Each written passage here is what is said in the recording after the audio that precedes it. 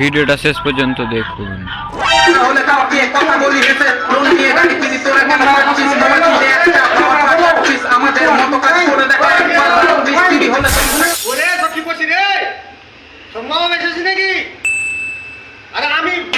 আমি বড় বলে আমি তোর রান্না করে খাবো নাকি?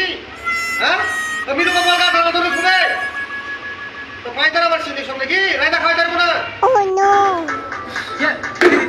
তোরা চাপিস উঁচুতে সিঁড়ি বানাই আমরা তবু সবার নিচে পাঁচ মশলা মাখিয়ে করি ঢালাই কাজে ফাঁকা ফাঁকা দেখ বিড়ি জ্বালাই।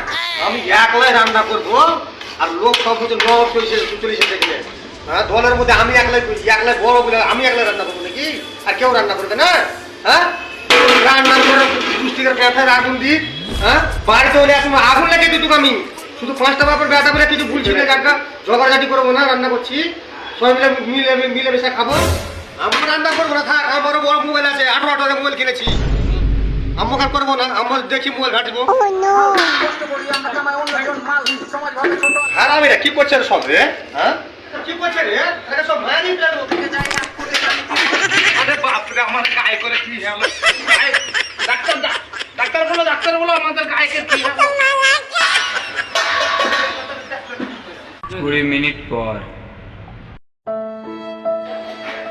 ডাক্তার নিয়ে চলে এসেছি। ডাক্তার বাবা আমার বাবাকে যেভাবে হোক বাঁচান। কি করে হয়েছে তাড়াতাড়ি দেখেন আপনারা আসছেন তো। দেখি পেশেন্টের অবস্থা তো খুব খারাপ দেখি আমার থার্মোকলটা তো নিয়ে আসতে হবে দেখি এটা ঠিকঠাক আছে কিনা। ঠিক আছে তো বানাচ্ছি ঠিক আছে দেখি কি হয়েছে।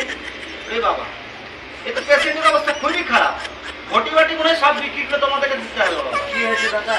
খুব অবস্থা খারাপ বুকে প্রচন্ড আঘাত পেয়েছে। পেশেন্টের এখানে কেউ আত্মীয় আছে কি? আছে ওনার দাদা আছে। আচ্ছা আমি একটা ওষুধ লিখে দিচ্ছি আপনি এমার্জেন্সি ওষুধটা নিয়ে আসুন ঠিক আছে? এই নেন আমার দাদাকে ডাক।